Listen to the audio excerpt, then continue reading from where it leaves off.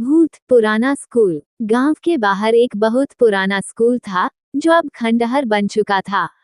लोग कहते थे कि वहां कभी एक अध्यापिका की आत्मा भटकती है। किसी को ठीक से नहीं पता था कि क्या हुआ था, पर रात में वहां से बच्चों की हंसी और किसी के पढ़ाने की आवाज आती थी। गांव के 4 दोस्त आरव, मयंक, सिया और तन्वी सब कॉलेज के छात्र थे। उन्हें रोमांच पसंद था। एक दिन उन्होंने तय किया कि वे उस स्कूल में रात बिताएंगे और सच्चाई पता करेंगे। शाम ढलते ही वे टॉर्च और कैमरे लेकर पहुंचे।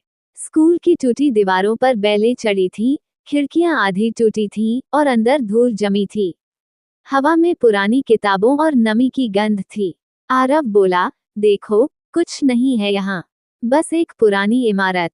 इतना कहकर वह हंसा, लेकिन तभी पीछे से किसी बच्चे की धीमी हंसी गूंज उठी। सब चौंक गए। सिया ने टॉर्च घुमाई, दीवार पर कुछ लिखा था।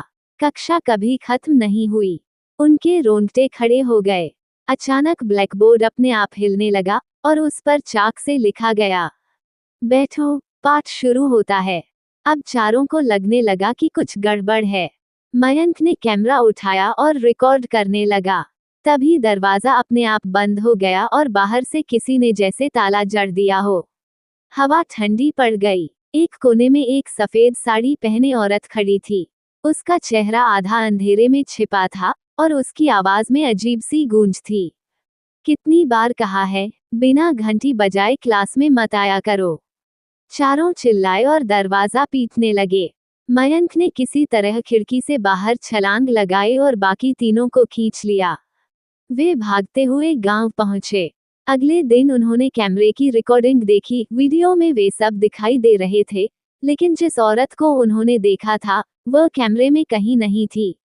बस हवा में बच्चों की हंसी सुनाई दे रही थी और ब्लैकबोर्ड पर चाक से लिखा दिखा, कक्षा अभी खत्म नहीं हुई।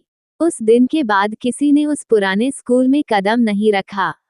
लोग कहते हैं, रात के वक्त वहां अब भी वही औरत बच्चों को पढ़ाती है और जो भी सुन ले, उसे नींद में बच्चों की कविताएं सुनाई देती हैं।